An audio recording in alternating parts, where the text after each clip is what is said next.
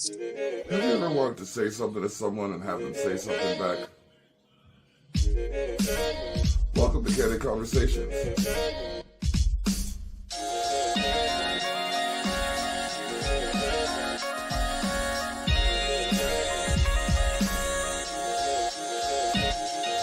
Let's chat.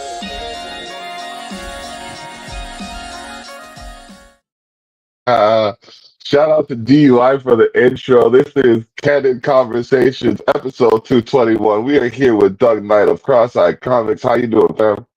I'm good, man. How you doing? Nice to see you again. I'm feeling blessed. Yeah, no, we got to reconnect on this because, you know what I mean? I like to revisit the people I've had conversations with before, and I think it's been a few months now, since we last spoke. I think we're almost Um, a year. yeah. It wouldn't say like maybe a couple months shy of a year because we met at Mhm. the At the album release for Daniels. Vigilante, yeah. Yeah, yeah. I remember that. And you did the graphic work for that, and that was Yeah. just. I saw those designs because I've made my own covers, okay, but it's like cooking compared to a chef. You know what I mean? Someone who cooks compared to someone who actually studies the culinary artistry of Yeah, preparing yeah, meals for and shit. sure. You know what I mean? For Like sure.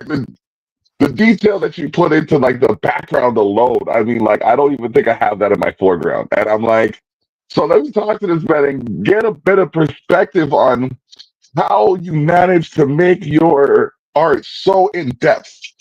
Yeah. It's all about locking into that story that you want to tell with one look, right? Okay, okay. Yeah, yeah. Now, So it's now cool. I would say definitely that you are one of the people who the moniker works with when they say a picture is worth 1,000 words. I might even venture to say 10,000, but you know what I mean? It's Yeah, it's yeah. interesting to it's interesting to see the different reactions to art as well. Yeah, I totally. mean, yeah, you know what I mean? It's like some people react to the colors, some people react to, To the vibe, you know, the the movement, vibe. the juxtaposition, whether it's like some people like being angry when they look at art because they don't understand it. Some people like being like, just totally flatlined by it. It's very cool. It's neat entering like the fine art space and having somebody look at something that like you've been hating on for a few months because you've put so much love into it. And then Yep. and you just like, oh, people are digging it. That's cool because I thought it looked like a bag of trash, and it's just because you hold your own self. Like I'm obviously like I love what I do, and I put like I stand behind it, but it's like you spend so much time fixating on like the hook of a tooth or something, and then you don't want anything to do with it, and then people are all about it, and that's always. I mean, I guess that's why you do it, right? Is the vindication at the end of the road? Yeah, and it's funny how the graphic design world is not that different than the musical design world because, as you say, the hook of a tooth, sometimes it's the way the hook comes off the teeth. You know what I mean? Yeah, Like yeah, comes yeah, out of yeah, the yeah, mouth kind of thing. Yeah, and like I know personally, I've been commended recently about my songwriting and all of that stuff, but it's still like, I mean, there's songs that I've made 20 years ago that are just rocking today. yeah, yeah. You know That's what I crazy. mean? You know? Yeah, yeah, yeah, And it's yeah, like when I first made it, I was feeling it. Then I showed it to people, and they weren't feeling it as much as I was. So I put it on a back yeah, burner, right? yeah, And then you come back around, and so I was like, "Oh, what's that? Oh, this thing. Oh, I just did this. Oh, no, I love that. You got to do that. That's what you got yeah. to do." So it's like, Yeah, but what I think it's what's crazy about that is that um you are like it's almost like you made it 6 months before the retroactive loop started. You know what I'm saying? So it's like mhm, people like they didn't catch it then, but you needed to go through a few social cycles for it to catch up, and then and then catch people on the next round. So yeah, it's 20 years later, but it just means that you've yeah, missed the boat by a couple months. Like when you were engineering it, you're probably using the sounds of the time that 20 years 2005 or whatever might have been like what like T-Pain, like early Pitbull, stuff like that, where it's like the different vibes that you're trying to channel into your music, and then like mhm, it goes flat, and then it all comes back as retroactive, and so you're able to catch it just a little bit earlier yeah. It sounds because you had about it right. ready. Yeah, Yeah, and it's like I jokingly say I'm ahead of the curve sometimes, but there's been a lot of the times where I've shown up at the right time, even though I was late according to Yeah, time. yeah. So this just feels like another one of those instances. Um, Totally. so, oh man, uh, we got a commercial break coming soon, but we got a few minutes.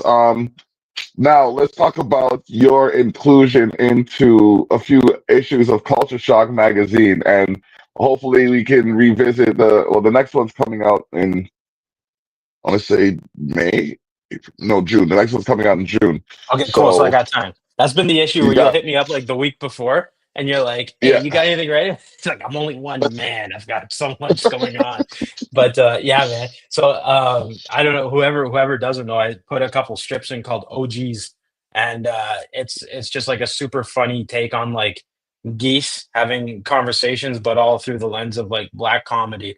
And like I grew up with like, the Kings of Comedy and like even me, myself, and Irene was like a undercover black comedy as a kid, and like all this, like I really grew up with like that edgy humor where it's like, my friends' parents would see me like citing or listening to something, and they'd be like, "Oh, we don't talk like that around here." And but I go home and my dad's like, "Come on, we gotta go watch Eddie Murphy," you know.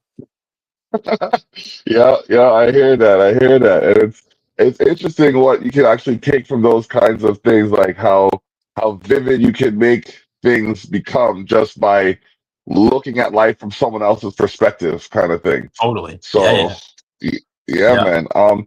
Speaking of all those things you have going on, because you know what, sometimes I get caught up in my own little world, and I realize everybody has their stuff doing, but it's like I told my fiance earlier today, I was like, listen, man, sometimes, listen, lady. So I said, listen, lady, because she's a woman. yeah, Got to yeah, yeah. I clarify get it. Yeah, nowadays.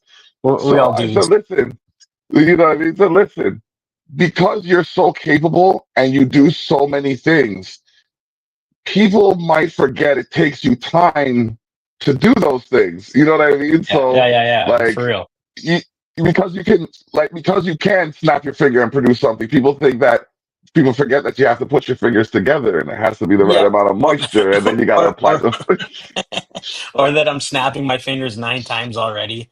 I'm like, I just like, Oh, I just gotta grow an extra finger to like snap it another way.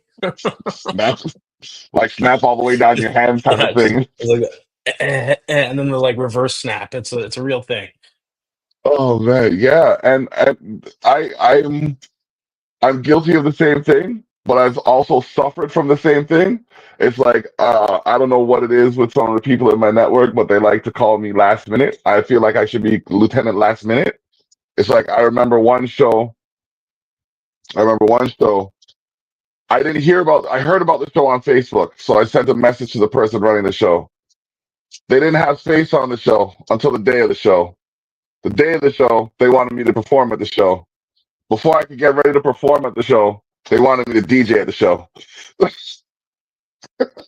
That's crazy, and that's two different hats you got to switch over too. Like you got to what's that? Prepare your set list, and then you got to prepare your show, and you got to have your tracks ready to go. Like that's a lot to take into consideration. I'm telling you, man, I DJ'd for myself. Like I would DJ I'd throw the song in the queue, walk from around the turntables, spit my verses, go back behind the turntables, and do the thing. Like I got no break, but we're about to take one just now. Listen, we I are got you. here on Candid Conversations Prime Time, episode 221 with Doug Knight of Cross Eye Comics. We are going to get into some more conversation when we get right back. We are also brought to you in part by the Village Global Network. All right, check that website at the bottom. We have a Kickstarter link for you to go and check out. Can you tell us more about that? Yeah, sure. So every couple of years, I put together a campaign on Kickstarter to raise some funds. This is dedicated towards just doing a big print run of books. I run Cross-Eye Comics, and I create everything from pencil to final lettering in all my comic books. As a legally blind creator, it has its challenges, but I think I pull it together pretty good.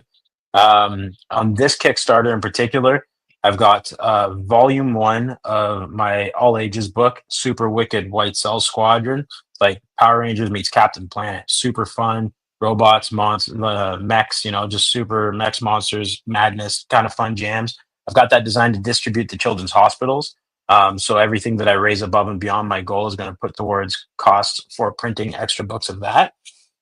I've also Okay. got volume one of Chiasm, which is the sci-fi retelling of my life as a childhood cancer survivor, swap chemotherapy with alien molecules, dark humor, body horror, superhero origin. Both of these books are going to come in around 72 pages, so it's just super robust, square bound, beautiful. And then I've got the debut of Apocalypse Now, which is my ska zombie nuclear apocalypse book, and I created that. It's not all ages, it's definitely more mature. It's brutal. It's hysterical, and it's just like me having fun artistically. And so I'm dropping a 24-page book on that, and then I'll roll that into another 70-page self-contained story over the next year. So so I've got a bunch of stuff. I've got incentives on the Kickstarter, like if you live close to me, I've got a tier built out that's exclusive that'll save you shipping. I've got like every 30 backers I get on the campaign, I'm gonna give away a random sketch cover, and the sketch covers are like blank A-list titles that I do like hand paintings on. You can see those on my Instagram. They're super wicked. And I'm just hitting it. I'm doing the media tour. I'm talking to people. I'm treating the whole month like it's a convention. Okay. Okay. Ladies and gentlemen, you got to get to the Kickstarter link. That's kickstarter.com/projects/cross eye comics /cross eye 25.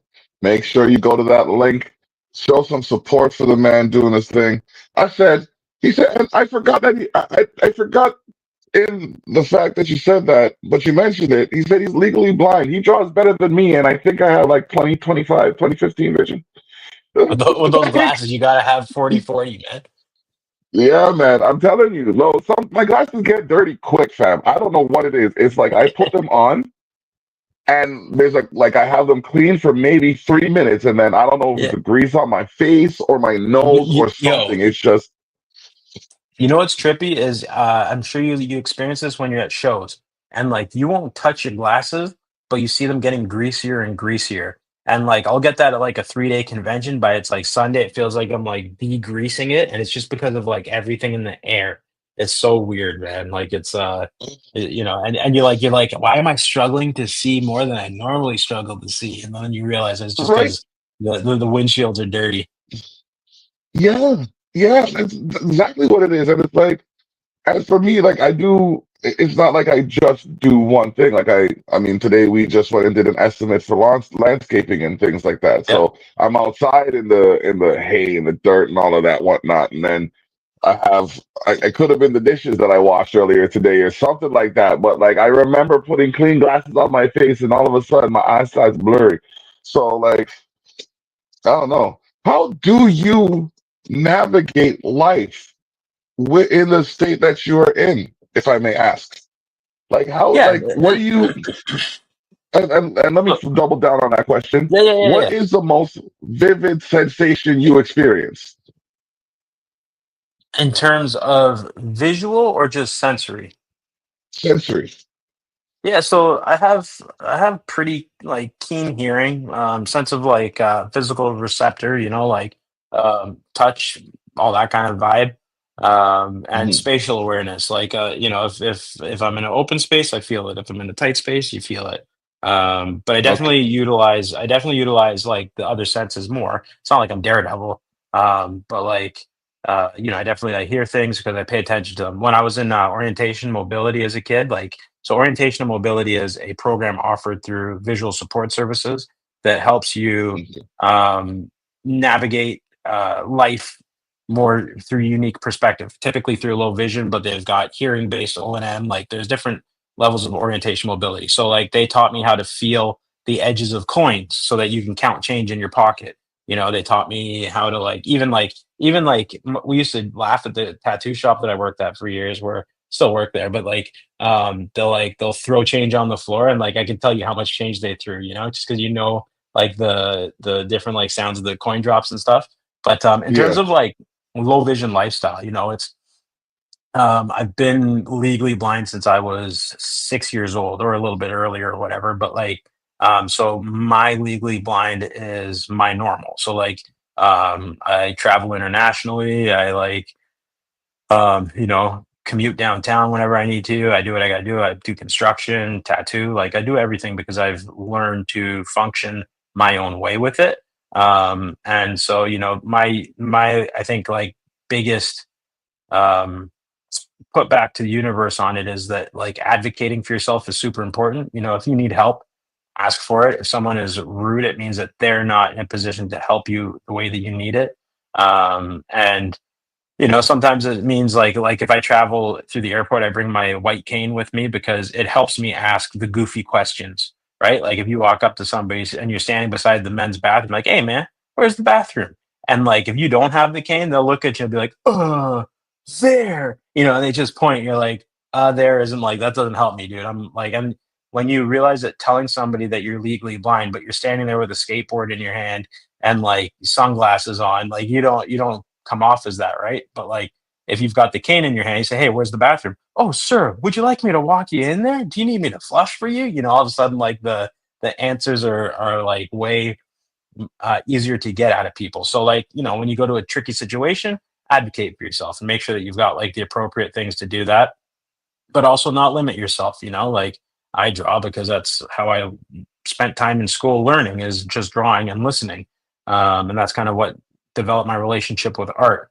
And then I've got two sons, and so the funniest thing that's happened so far, being low vision with two boys, is that when we flew to Mexico a couple years ago, so we went to Mexico. My youngest son's name was Ronnie. We left, and all the locals were Hmm. calling him Diablito, like just little devil. And so like we got to the airport at 3 in the morning because we were like prompt, we're on time, everything's smooth. My wife says, Hmm. "I gotta go to the bathroom." She goes to the bathroom. I take the boys into the bathroom. There's nobody around. It's safe. I'm like, okay, cool. So like, little man come into the stall with me. I'll go, you go, take our turns. Big man, you good? Call, let me know when you're done. So like everything's in check, right? So I'm finishing up. Hmm. Well, no, I'm not finishing up. I'm mid. I'm mid going to the bathroom. And I just hear, "Ronnie, stop." I look and the kid is gone. He's 2.5. He slipped under the stall and he booked it. He's running into Pearson. He almost ended up in Beijing. So I do my best to wrap it up. I run out and like it's like a horror movie. You go out and he's gone. I see like the walk escalator and that's it. And then I just hear like it's like a ninja in a cartoon, just a little cackle. "Ronnie, get back." Like, just like from different directions. And then like, finally, God love my older son, he wrangles him, I scoop him up, and I'm like, dude. So like I'm like furious. My wife comes out of the bathroom doing, "Oh, what happened here?" I'm like, we almost lost our youngest son. Like, you Oh man. but That- you know, but luckily like the boys are super compassionate. They understand that like um if I'm not picking up what they're trying to show me across the room, then they'll come close to me and stuff. And there's little life hacks like having a okay. supportive partner helps. My wife moves the furniture around on me to keep me on my toes. Come home from work, and oh, the couch is there now. But Oh my. Let's, well, we're gonna come back to that right after this break. All right. So, it's funny that you mentioned that because my fiance showed me this one couple online um, where one of the partners is blind, and they'll do that kind of stuff where they'll move things around, or they'll like one time one was in place of where they had a table, and they're waiting to see if they would figure out that it was the person instead of the table kind of thing, or like like or like they have these huge ass cards and stuff like that, and made them yeah, shuffle yeah, them kind yeah, of yeah. thing. It's amazing. And, Yeah. if you can't have fun, then why? What's the point, right? Like, and I'm not saying my wife doesn't do it out of spite. She just happens to have incredible interior design taste. So it's, I come home and I'll always be like, "You change your furniture," but secretly I'm like, "Damn, that looks so much better." Um, but a cool experience is there's a restaurant downtown Toronto called Au Noir. You heard of that Okay. before? So Is that the one where they eat in the dark? yeah, yeah, yeah, but it's like it's pitch Yeah. black, like it's the full, and so it's like um, what was funny is because and all of the servers there are low to no vision, as well, so they Okay. navigate in a safe environment, and everybody there like there's protocol for how you conduct yourself safely and whatever. And the funniest part was without like I didn't have my cane or anything. My wife and I, we sit down, and it was like there's this level of comfort with like I had this physical communication with our server where I knew I tripped them out, hey homie, it's chest height for you, and I got it in my right hand. Here's a plate, right? And it's Mm. just like this real smooth exchange because I speak low vision, so it was just like at the end of the thing, the dude's like, my brother, have a good night. It was cool. Awesome. Awesome. Yeah, when you can make that kind of connection, like I often connect with loud people. Like it doesn't matter where I am. If the person's loud, we connect, and our conversation is loud enough for everyone within a certain range to hear. You know what I mean? So it's interesting to hear that there's a language, though, a low vision language. I guess, Totally. and my daughter, yeah, that's intriguing. So, Yeah, what? you'll go ahead.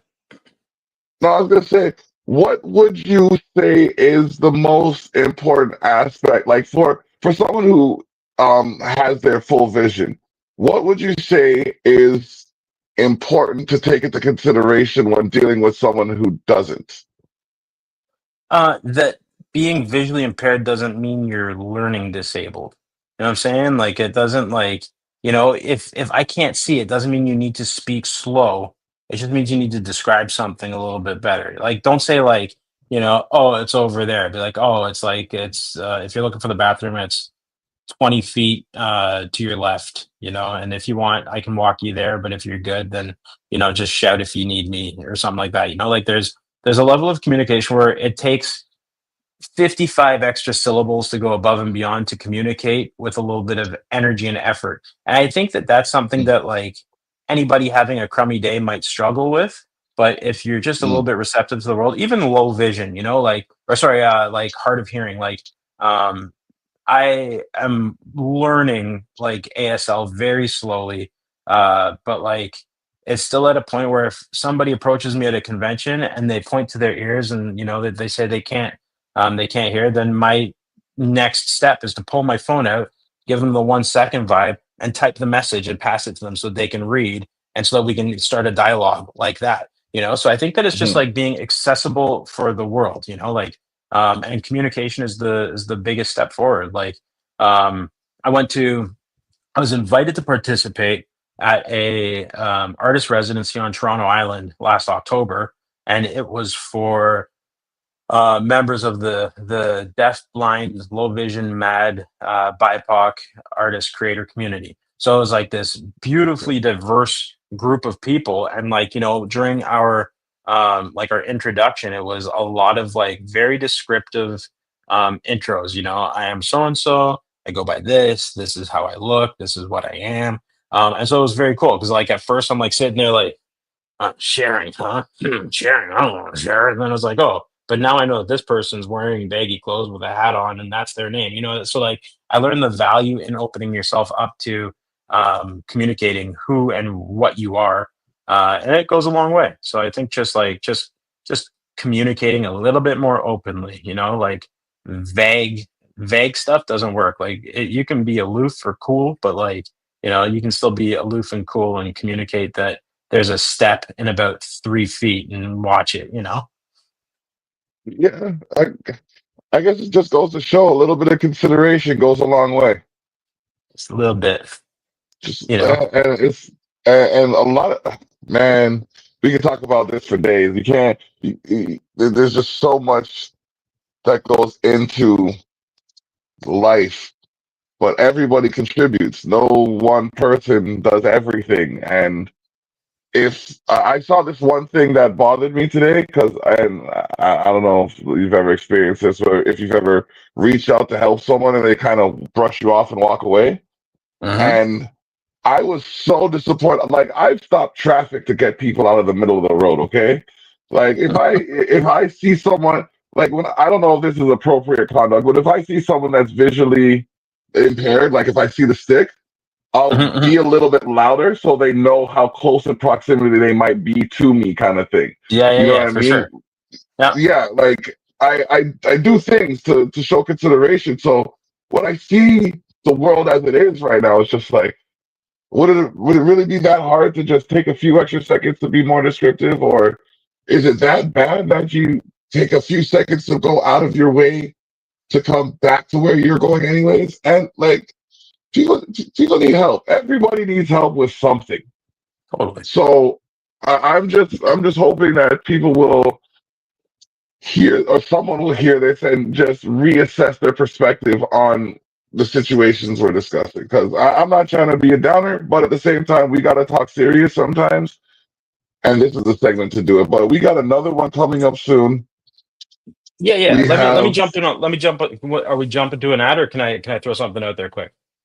so you got time to throw something out there. Got like 90 Yeah, yeah. seconds. So I think that like one of the other things too is the people that live an exceptional needs lifestyle. It's important to understand that being the one that's obviously not like everybody else is a Mm, good survival technique, but it's also good to work on normalizing what's abnormal.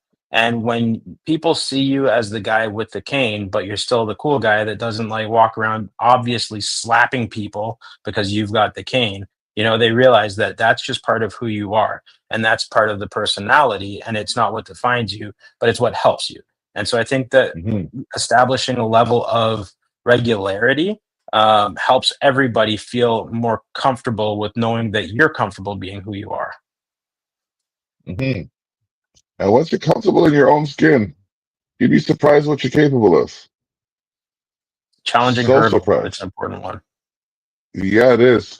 This is Candid Conversations. It is episode 221. We are in a prime time slot with Doug Knight of Cross-Eyed Comics, and we're talking some real realities. So be sure to stay tuned. Also, if you can't catch us live, catch us on the replay, Zeno.fm/CULCHASHOCKRADIO, Zeno.fm/Culture Shock Radio. We're in the mix. Come get your fix. Also, Expose the North, we go there and beyond, and Culture Shock, we are the products.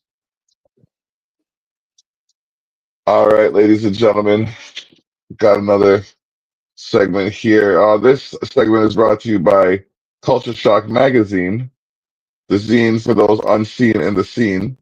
One that has hosted or has held or featured, there we go, OGs. Now, where did you get the inspiration for? Well, I know you mentioned like black humor and stuff like that, but when Yeah. that when I first asked you about the comic strip, was it something you already had on deck, or was it something No, that you just created? it's something that's been in the back of my mind. Like I need a reason to do a strip. Like I just did an we'll get to the next one I'm working on, but like I have these like preposterous things that happen in life where you just like you play it all through and you're like, man, that if that doesn't go on Netflix before I die, I'll like it's gonna be such a loss. And so like Mhm, for me, I like whenever I walk like a gander of geese, I just think to myself, the conversations that they must be having are preposterous, like arguing over why they chose to land in this shitty piece of the highway or like why like where the kids went or like why there's only two, you know what I mean? Like just so I just like put all these yeah. scenarios in, and then that's like the creative brain where it's like a runaway train where I'll be sitting and talking about it with somebody and they're looking at me like I am like they know that I'm straight edge, but they still look at me like I'm on something. Uh Mm, you like so and I find it's like it's such a good way to like say funny stuff behind a mask. It's geese. Like everybody thinks the same thing about geese. So it's like everybody hears a different conversation. And I just thought that like what a perfect platform. Say something in 3 or 4 panels and make it funny and just like and that's it. And just deliver it with like behind beautiful artwork too, right? Like the first one that we published was like very like old school strip kind of thing. And then the second one I produced by using I took photos while I was on Toronto Island and then rendered it all as like a very nice like watercolor painting. And then I was like, that's the vibe I got to go with. I want them all to be beautifully painted, but then like hysterical like dialogue. And that's what it is. And I thought OGs like it ties into like the culture shock vibe of like OG, but then like when hmm you realize they're talking about geese, I don't know. It's just like I like playing around with every element of it. I like it, and it's Canadian content. You know what I mean? It kind of Yeah, yeah, shows yeah, you know what I mean? Like it's one of our national birds and everything. Like yeah, like I missed it this month. I'm not gonna lie, because it's a good laugh in a short yeah, period of time, and I like to yeah, throw yeah, it in yeah, yeah. there in the magazine on this certain pages because it brings it out. So now you Breaks have it up. advance Yeah, notice. Yeah, yeah. forgive my June. timing from before. Oh Yeah, man, yeah. but yeah, Um, but yeah, and then I created another one called APK. I don't know. I think I sent you a couple of them. And that's just okay, like retelling stories that my dad told us growing up as his life as a black kid in Scarborough. But he grew up playing okay, hockey and he like just he was like the one of the only black kids in his school growing up. So like we got a very firsthand look at what like prejudice Canada was like, for a youth of the '60s.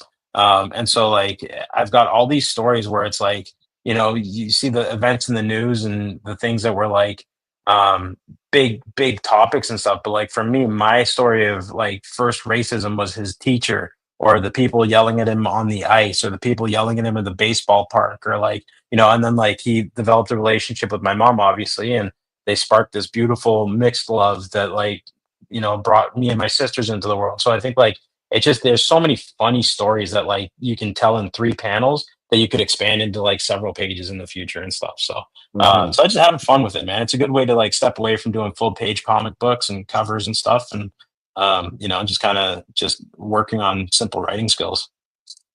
okay. Now this is the segment where we usually flip the script, and when I flip the script, I give the guest the opportunity to be the host and say whatever they may have to say or ask any questions they may have come up with during the show or before that. So, Doug Knight of Cross-Side Comics, you have the floor as we flip the script. All right, let's see. How long you been up to the music thing? Music. Okay, the first instrument I played was 32 years ago. The first performance I did was 36 years ago. So I've always had Uh, music as a part of what I've been doing. was it a school performance or was it like for Yeah, friends or what was it? it was a school performance. When I was in kindergarten, my school, what used to be a high school, became Yeah. an elementary school, and we had all of the equipment and stuff for the big productions and whatnot. So, Wow. our school became more of an artistic based school. And fun fact, I even won a contest designing a T-shirt for our art fair. I think I was in grade 5 or 6 when I did That's that. awesome. So Well, yeah, that's yeah, that's that's one that's of cool that you had such access, like access to bigger and better things for especially children under 10 is huge. mhm. Like you think about like what giving young kids professional guidance and stuff can do for the trajectory of their lifestyle, right? So that's cool that you had that access. And then like what did you have any obstacles learning or physical or anything that you had to deal with like over the course of your life? Like you said, you're in landscaping and stuff. So like, how's your back? Um, oh, my back is toast. I have to get nerve block injections I have to get nerve block injections frequently in order to deal with the pain, but it's like I'm gonna hurt either way, so I might as well hurt doing something productive or something I Mhm. enjoy. Like I signed up for slow pitch this year. Nice. Shout out to the Bass Invaders, you know what I mean, doing their thing. Last year we played, and not only did we have the best record, but we also had the best record in the playoffs, and we were undefeated in the playoffs. So we were That's dope. our plus minus. I think we were like 146, like 146 points more than the second place team. Solid. Got a Yeah. strong nerd contingency on that team. Um. There's a bit of nerdisms. Yeah. There's like actually there's a lot of nerdisms because we all went as different characters from outer space, so aliens and stuff like that. Yeah, I yeah, went as my T-shirt, my jersey name is Blocktimus Prime because I'm the Block and yeah, yeah, Optimus yeah, yeah, Prime, yeah, and yeah, yeah, you yeah, know what yeah. I mean. Like I got so, you. there's You that, don't and got then to explain blurred to blurred. all right, there you go. My fiance was General Zod. There's Cthulhu out there. Like we have like so many different people from the space range. Lilu, Corbin. So like different shows from like I'd say a lot of different shows from like the 70s to the 90s. We Yeah, ended up yeah, for taking sure. ideas from. Yeah. Yeah. Yeah, I still remember first time I watched Fifth Element. I was totally like, I think I was, oh man, like 10. I remember like it blew hmm my mind. I was mesmerized. I don't know Yeah. what it was about that movie. I've watched that movie. That movie I've probably seen more times than I've seen any other movie except for like Princess Bride. Yeah, you know what? I think like Fifth Element was the first movie where graphically, like it took you to these different places that you could latch onto. You know, like even the spaceship or like the cruise ship or whatever on the like vacation planet. Like there's something Hmm. so accessible about that that you didn't have to like think about warp drives or anything like that. Like you knew that like, oh, it makes sense that there's alien people like here because you're in a different like galaxy. You know, like it was okay to latch onto.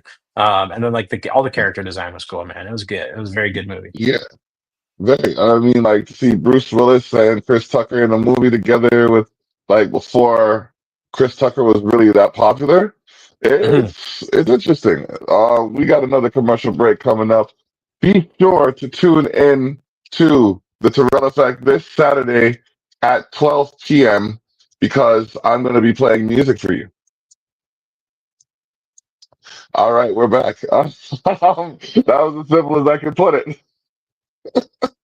But yeah, we are featuring the latest from the soon to be greatest. So please be sure to tune into or to the Terrell Effect, sorry, to update your playlist and your status. We're here on episode 221 of Candid Conversations in prime time with Doug Knight. Ah, the irony. Prime time, Doug Knight, night time. Don't worry about it. Don't Nighttime, prime time. Anytime is nighttime, nighttime prime time. with Doug Yeah, Knight. yeah. So that is your actual name, right? It's not like a pseudonym or anything like that. No, no, no, no, no. Yeah, yeah, Doug Knight. That's just that's how Oh, it goes. I am and who I am. then I sat here for a minute. I'm like, is there any relation to Suge? No, no. Um, You know what's funny, dude? I did a live last night where they kept calling me Suge Knight. I was like, no, eh, that's how it goes. I I like when I was doing my apprenticeship, um, the running joke was how many different ways you could say my name, and so, like, they yeah. called me Scrugless, they called me Thugless, they called me Drugless, you know, so at one point I was like Thugless, Drugless, Douglas, and it was just 100 different ways of, like, making me feel like I was 14 years old again, but yeah, it's good, man, it does it's too time consuming to try to figure out a different identity and stuff, and, it's hard enough to build a base on who I is. Yeah, I realized that when I evolved to my more mature music making, I'm just gonna go back to Mr. Tyrell. I Yeah, started yeah, the yeah, yeah. transition. I started the transition to Me and the Boys Wrestling. You can watch Me and the Boys Wrestling right now live. The sneak peek for WWE 2K25 is happening. Be sure to check it out live on youtube.com/@ POEZ. My partner in crime, James Owen Brown, is just refining some of the matches and making sure the patches work for when we launch season 12 of Me and the Boys Wrestling. Brought to you in part by 420 DNA. If it's in you, it should be on you. And Holden Rose Coffee, always fresh, never tired. Coffee with personality. Yes, I'm also one of the sponsors. I am, like this now, the way, I'm not sure if you watch WWE or anything like that, but the way things are going now in the sports entertainment world with more promoting going to some of these other businesses, Mhm. um, the POE is taking it upon himself to design the 420 DNA studio or 420 DNA arena, which features Culture Shock magazine on the Yeah, side barricades. So that's when I'm cool. watching this, yeah, man, I'm watching this and I'm like, okay, this is it's unreal because like I've visualized it, right? And when you can make art imitate reality or reality Yes. imitate Yeah, yeah, art, yeah, yeah. it's a very powerful thing. Like I wouldn't be surprised if you've drawn something before and then seen it somewhere in the world like you drew it kind of thing. Yeah. Well, so check this out. I actually got to I participate with through Start Street Art Toronto, and Yeah. they give like artists opportunities to either paint on concrete barriers, or if you have accessible needs, you can do digital art and then they'll print it on concrete barriers and flower boxes and stuff. So I've got like a bunch of art around the city that's just like designs that I've done that gets wrapped in, it's some on Military Trail, some by the zoo. Oh, Like it's nice. kind of it's crazy just seeing like these crazy like designs that you put your time into, and then like you just walk past it on the street and say, yeah, I did that. But it's not like just your basic graph. It's like I've got one. It's like a blind samurai looking dude just chilling with like butterflies all around him and stuff, right? Like it's Oh, very cool. no. So I know what you're saying. Yeah, man, that's awesome. And to be able to get your art in the city, around the city, is also commendable as well, man. I really like what you're doing, and I appreciate your level of humility and your conversation skills. You know what I mean? Sometimes you get on the show like this, and it's like, am I even going to be able to talk to this person for the next 45 minutes? But I didn't. It's a I lot of didn't. yeah. So you know what I'm saying. What I'm saying is what I'm saying. You know what I'm saying. No disrespect to the guy, but I remember one guy came on and he was like, "Listen, man, listen, listen," and I'm turning my ear to hear what he's saying, and all he's saying is, "Listen, bro, Was it listen," and Tech I'm like, Nine? "Oh no." Listen. Oh man, yo, shout out to Tech Nine. I think that him and Busta Rhymes are two of the artists that I've been compared. Him, Busta Rhymes, and DMX are three of the artists that I've been compared to the most. Nice. Yeah, Yeah, yo, Tech Nine. Did you hear Tech Nine on that metal album, Falling in Reverse? I think I heard a couple of songs off of it. Yeah, It's sick. It's heavy. yeah, yeah. I like the way that hip hop is crossing over it. Like, well, hip hop has crossed over to many genres, but the way Yeah, they've made their stay, it's like hip hop's turning into cranberry juice. You know what I mean? Like you can see cran grape, cran cherry, cran lemonade. yeah, That's what yeah, hip yeah, hop yeah, is yeah, becoming. It's just mixing yeah. with everything, and it's a good vibe. It's a good look. Well, I'll tell you, man, the ska book that I'm working on, like, I've been listening to ska since I was a 12-year-old skateboard kid, right? Okay. And like I've always loved it. And there's this thing where I built a big playlist on my Spotify. Check it out, Apocalypse Now. And like I was like, I had this thing, I was like, what is it about it? Like I went on this deep dive. I went through like I started looking at first wave, second wave, and third wave ska, right? And like first wave ska is like Desmond Decker, a lot of reggae and like stuff that like had ska fundamentals, but it was all from the islands. So it was very much an Afro Caribbean style of music, right? And then you had second wave, which was where it got adopted by British, Eastern European, and turned into more of a very like fun pop, movement where they utilized first wave to advance it to a second stage, and then it comes over to North America and is adopted by these punk rock kids for the third wave. And I was like, I like ska because it is the perfect half black genre. It is like this huge fusion crossover musical experience that it like you have these deep Afro Caribbean roots, these Eastern European crossover elements, and then this creative generation that turned it into something insane and super fun. So it was really cool. I felt like very full circle when I made this connection in my heart. It was very neat. Awesome. That's awesome.